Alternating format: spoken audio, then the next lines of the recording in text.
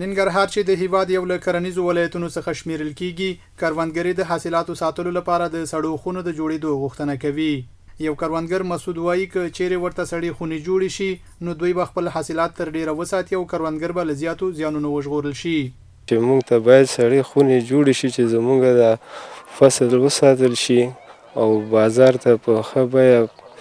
هغه شي. همداراز یو بل کروندګر عبدالحق بیا د سړو خونو ترڅنګ د کیمیاوي سرو او اصلاح شویو تخمونو د مرستې غوښتنه کوي.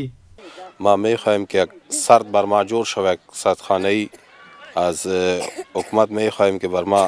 یک زمینه را برابر کنه. د ننګرهار کرنې اوبو لګولو او مالداري ریاست مطبوعاتي مسؤل اجمل سبحانی وایي ننګرهار کې اوس مهال د خصوصي سکتور پر مټ شپږ سړې خونې لري چې شاوخوا 15,000 میټریک ټنه تازه میوې او سبزي پکې ساتل کیږي.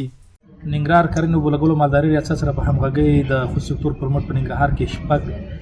سړې خونې جوړې شوې دي چې د 15,000 میټریک ټنو په شاوخوا کې میوه‌جات او سبزیجات پکې ساتل کیږي چې خوشبختانه په اوس وخت کې په ننګرهار او په نور ولایتو کې چې کوم سبزي او میوه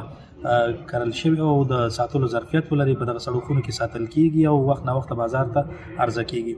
همدارنګه د امیر المؤمنین حفظه الله په ځانګړې لورینه په ټول ولایت کې بیا خاصه په ننګرهار کې په زر جریبه کې د یوې سړې خونې د جوړولو پلان شته چې ان شاء الله د ځمکو د ابتدایي کارونه روان دي او ان شاء الله راتلونکي به دغه سړې خونې باندې به هم کار شروع شي. د ماهرینو په وینا کې چیرې په هیواد کې د سبزیو او تازه میوو ساتلو په موخه سړې خونې لا زیات شي نو د کروندګرو باغدارانو حاصلات به تر ډیره ساتل کیږي.